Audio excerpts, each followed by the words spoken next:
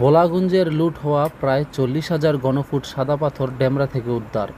সিলেটের কোম্পানীগঞ্জ উপজেলার বিখ্যাত পর্যটন কেন্দ্র ভোলাগঞ্জ থেকে লুট হওয়া প্রায় বিপুল পরিমাণ মূল্যবান সাদা খনিজ পাথর উদ্ধার করেছে র্যাব 11। রাজধানীর ডেমরা থানার সারুলিয়া এলাকায় শীতলক্ষ্যা নদীর তীরবর্তী 60টি পাথরের আড়তে অভিযান চালিয়ে আনুমানিক 40,000 ঘনফুট সাদা পাথর উদ্ধার করা হয়। তবে এই ঘটনায় র্যাব কাউকে আটক করতে পারেনি।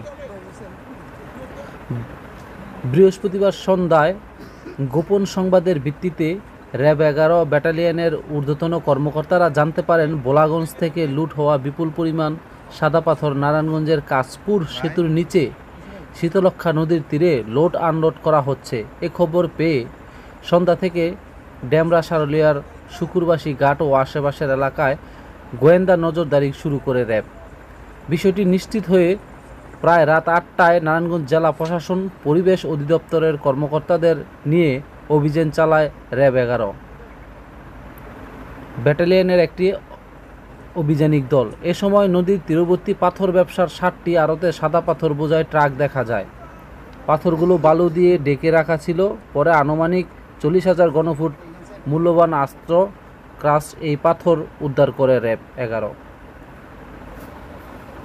ধন্যবাদ মুক্তির কথার সাথে থাকার জন্য।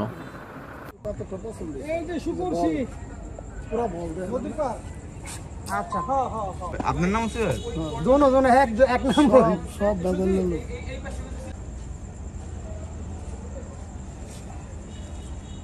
ডিমের মতো। এই পাথরটা লইলে কিরকম সেরকম ওটা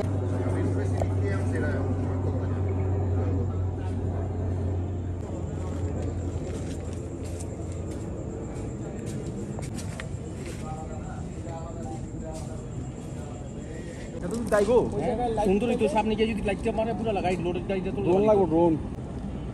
এই ইয়া ওই দিছে এখন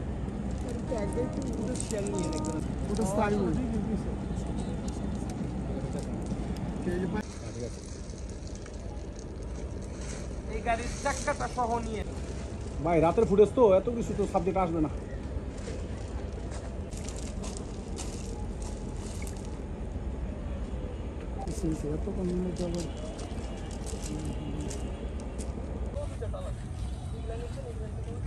কারেন্টটা ভালো হয়েছে।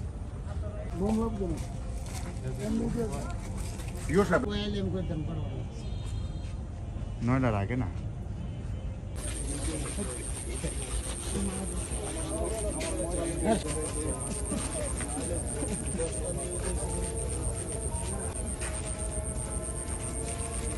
আমার